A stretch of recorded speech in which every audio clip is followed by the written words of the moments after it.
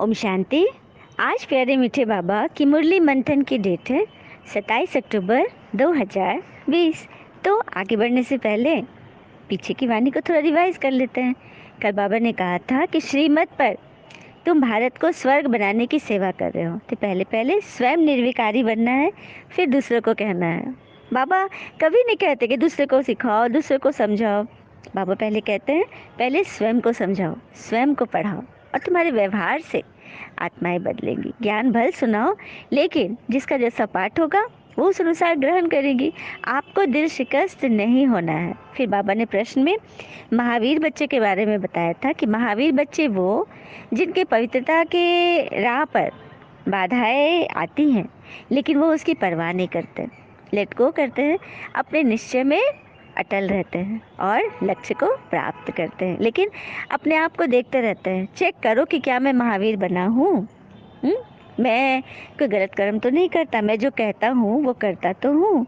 अपनी चेकिंग खुद करनी है। फिर वरदान दिया था बाबा ने, मनसा सेवा द्वारा फुल स्टॉप लगाने वाले बेहद के सेवाधारी बनो। हाँ, तो क्योंकि अब वर्तमान समय में संकल्पों के द्वारा ही सेवा होनी है, विश्व परिवर्तक बनना है ना। तो मन की चेकिंग करो, मन ठीक होगा, मन के संकल्प सही होंगे तो वाणी और कर्म भी सही ही होंगे। तीनों को एक ट्रैक पे लाना है, थॉट वर्ड एक्शन को, और हर कर्म में ईश्वरीय याद समाई हो तो कर्म योगी की अनुभूति होगी और हम सफलता मूर्त बन जाएंगे। तो चलिए आज बाबा ने क्या बोला सुनते हैं। मीठे बच्चे, भिन्न भिन्न युक्तियाँ सामने रख याद की यात्रा पर रहो। इस पुरानी दुनिया के सभी पुराने विकारी संस्कारों को भूल अपनी स्वीट होम परम धाम व घर को याद करो। बाबा मुरली के द्वारा ये परमात्मा का लेटर है जो हम बच्चों के लिए बाबा रोज रोज भेजते हैं। पहले के ज़माने में जब किसी घर लेटर आता था तो कितना खुशी का माहौल हो जाता था ना। पत्र आया है, पत्र आया है। पहले तो पक्षियों के द्वारा कैसे कैसे करके मतलब संदेश वाहक संदेश देते थे ना, एक राज्य से दूसरे राज्य दूत लेकर जाते थे संदेश। लेकिन आज तो इतना इजी हो गया है मोबाइल के युग में।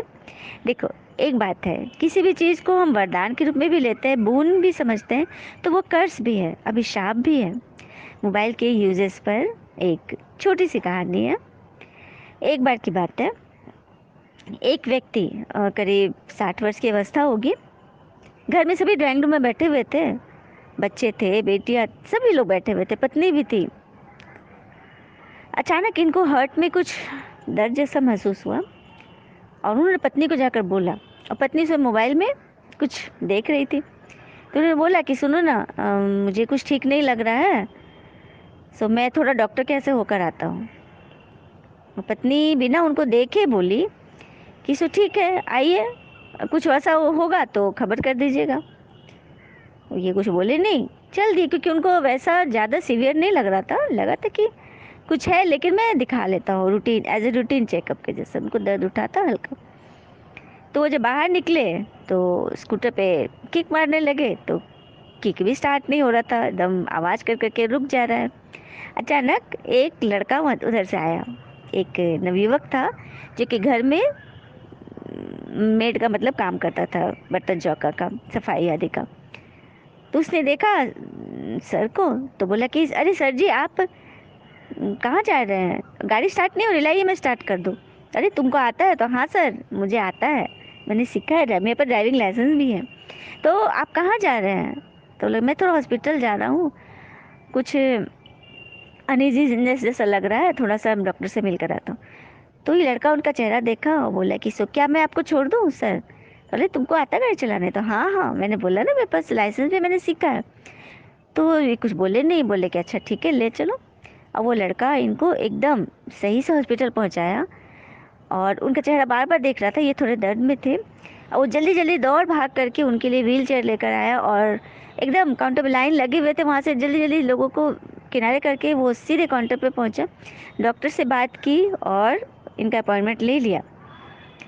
डॉक्टर भी इनको देखा तो बोला कि आपको हार्ट अटैक मतलब हुआ है, फर्स्ट स्टेज है, मतलब आप, अच्छा हुआ आप बहुत समय पर आ गए, नहीं तो कुछ अधिक परेशानी हो जाती है आपको।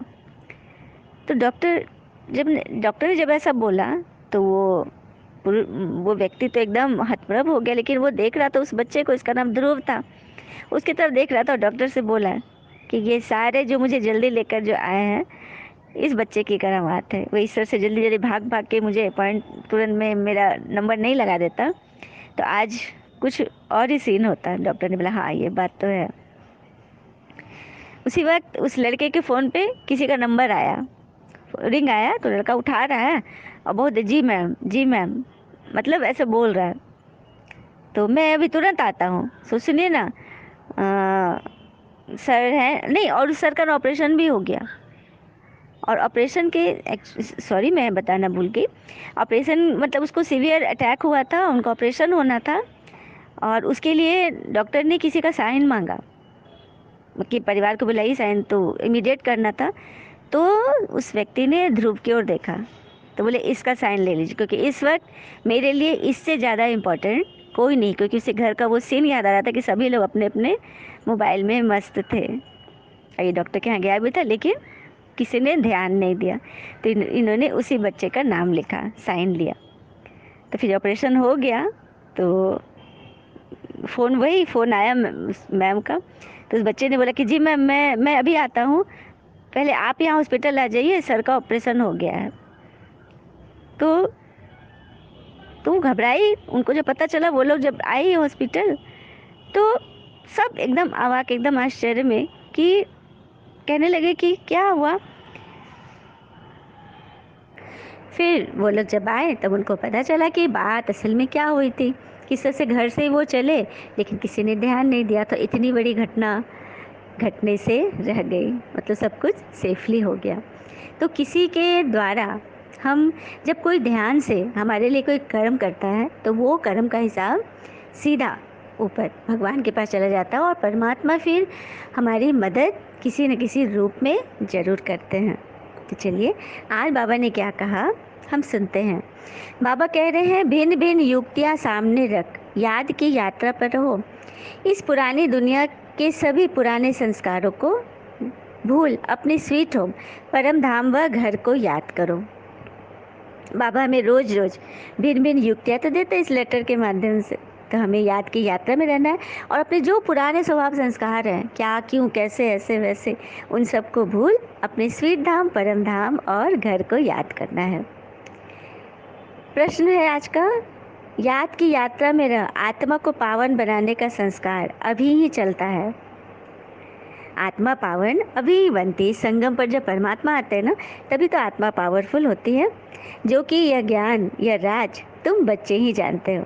इस राज को समझते हो, अनादि अविनाशी ड्रामा के राज को। बाबा बहुत अच्छी रीति हम सबको बता। ओम शांति। फिर बाबा ने बोला तुम्हारे ऊपर बहुत बड़ी रिस्पॉन्सिबिलिटी है, जो तुम्हें अहिल्याओं, कुब्जाएं, भीलनियाँ, गणिकाओं सबका उद्धार करना है। वो तो समाज में जितने भी तरह की आत्माएं हैं ना, अच्छी बुरी, सबका तुम्हें कल्याण करना है। और गायन भी है ना कि साधुओं का भी उद्धार करना है, जो कि सभी आएंगे पिछाड़ी में। बाबा ने इसे भी डिस्क्लोज कर दिया कि सभी आएंगे पिछाड़ी में, कहेंगे कि हम आश्रम छोड़ रहे हैं, हमने हार खा ली है और अभी आ जाए तो जैसे कि रेवोल्यूशन हो जाए, मतलब क्रांति हो जाए, कि वो सभी अभी यहाँ आ जाए, कह दे, सभी को कह दे अपने अनुयायियों को कि भगवान तो यहाँ बैठे हैं। इतनी बड़ी बात है ना। फिर बाबा आगे बोल रहे हैं कि आज सभी कहते तो हैं कि हम सनातनी हैं, सनातन धर्म के हैं, लेकिन धर्म का नाम ही फिरा दिया है, जो कि पवित्र न होने के कारण स्वयं को देवता समझते ही नहीं है। मतलब देवी देवता कुल के तो मानते हैं, हाँ, कि हम सनातन धर्म के हैं, लेकिन अपने आप को देवता कह नहीं सकते, क्योंकि अपने आप को बहुत हम नीचे गिरा लिए ना।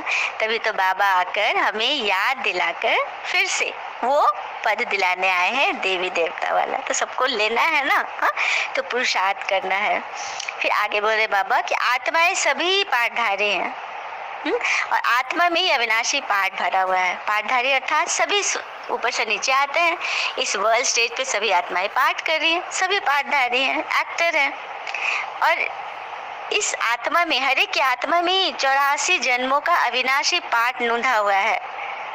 जैसे लौकिक ड्रामा, जो हद का ड्रामा होता है, सिनेमा ड्रामा आदि के जो रील्स होते हैं, उसमें कितना पार्ट भरेगा, ज़्यादा तो भर नहीं सकता। यदि एक ही सीढ़ी को बार बार आप चलाते रहोगे तो वो घिस घिस कर खत्म हो जाएगा। लेकिन आत्मा, बाबा ने जो बनाया है, बाबा का जो सीढ़ी है, उसमें 84 जन्मों का पाठ ऐसा नूंधा हुआ है जो घिसने का तो नाम ही नहीं है, बस चलता जाता है, चलता जाता है। इसी को कहते हैं अविनाशी, जिसका कभी कोई विनाश न हो सके। अच्छा, मीठे मीठे बच्चों प्रति भगवान की नमस्ते। हम बच्चों की भी प्यारे शिव पिता को नमस्ते। और बाबा दिल से सभी आत्माओं की तरफ से आपको very very very good morning. धारणा के लिए मुख्य सार है, पहली पॉइंट, बुद्धि में सदा यह चलता रहे कि अभी ही हमें स्वयं भगवान हमारे लिए स्वर्ग नई दुनिया की स्थापना करा रहे। तो दिल में बस यही चाहना रहे कि हम मनुष्य देवता बनने व बनाने की सेवा में तत्पर रहे। बाबा कह रहे हैं कि बुद्धि में सदा ये चलता रहे कि हमें स्वयं भगवान पढ़ा रहे हैं, जो हमारे लिए नई स्वर्गिक दुनिया स्थापन करा रहे हैं। तो उनकी बात पर चलना है ना।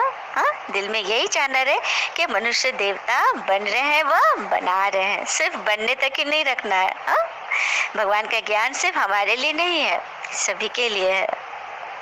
बाबा ने वरदान दिया, मुरली के साज द्वारा माया विकारों को सरेंडर कराने वाले मास्टर मुरलीधर भव।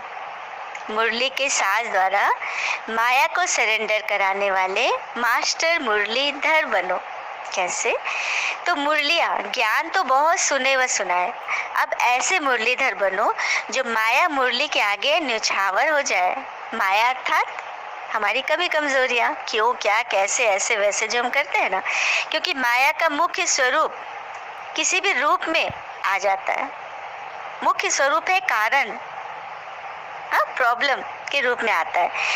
जब मुरली द्वारा कारण का हम निवारण कर लेते हैं, इसे पढ़कर, इसे धारण करके कारण का निवारण मिल जाता है, मतलब प्रॉब्लम को हम सोल्यूशन में बदल देते, तभी सारी कमी कमजोरियों की माया समाप्त हो जाती है।